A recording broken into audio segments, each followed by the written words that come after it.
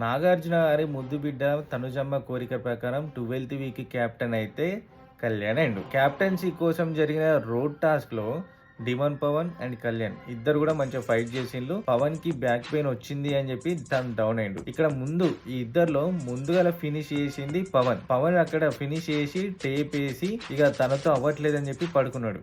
ఎట్లా అంటే తన మూమెంట్ ఇయ్యలేదు బ్యాక్ పెయిన్ వచ్చి.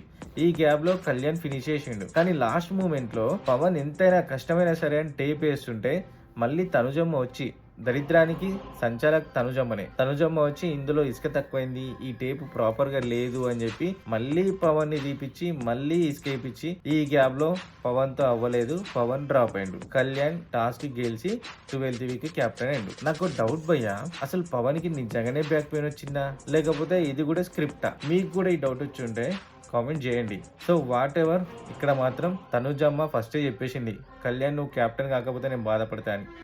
ఏం జరిగినా కళ్యాణ్ అయితే కెప్టెన్ అయిండు. హౌస్ మొత్తంలో ఎక్కువ ఫేవరెటిజం వచ్చి కళ్యాణ్ అండ్ తనుజ వీళ్ళదే నడుస్తుంది. మీకు కూడా అనిపిస్తే కామెంట్ చేయండి.